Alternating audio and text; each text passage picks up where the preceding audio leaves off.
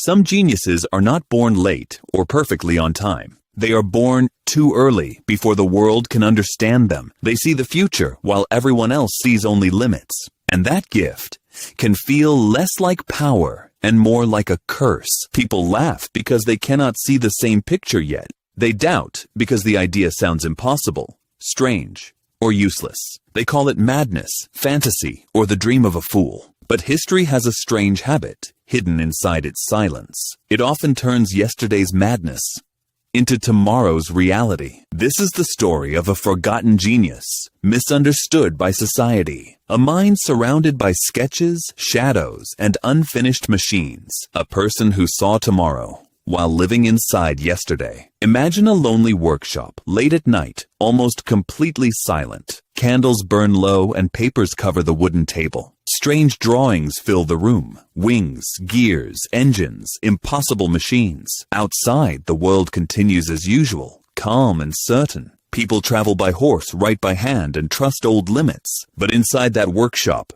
the future is already moving. The genius is not escaping reality, as people might think. He is trying to understand reality more deeply than others. He watches birds and sees the hidden secret of flight. He watches water and sees force, rhythm, and motion. He studies the body and sees mechanics beneath the skin. To ordinary people, these are separate things, unrelated and simple. To him, they are connected, like pieces of one machine. That is what makes a true visionary different. Most people see what already exists in front of them. A visionary sees what could exist beyond the present, and that difference creates distance, loneliness, and emotional pain. Leonardo da Vinci understood that distance better than most. He lived in a world of candles, horses, stone streets, and handmade tools. But his notebooks were full of machines from another age. Flying machines, armored vehicles, mechanical devices, and strange systems of motion. Some of those ideas looked impossible, even ridiculous. But centuries later,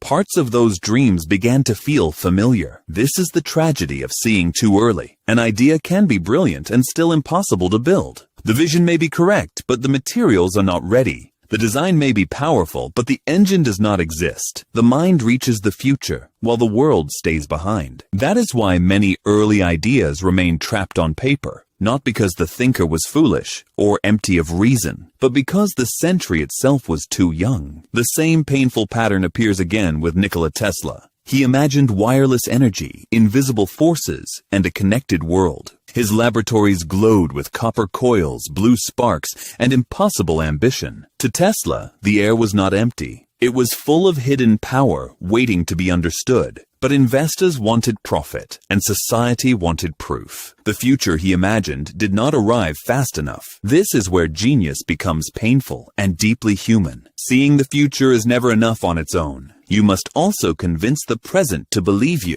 and the present often fears what it cannot understand. A strange invention becomes a joke before it becomes normal. A bold idea becomes a threat before it becomes progress.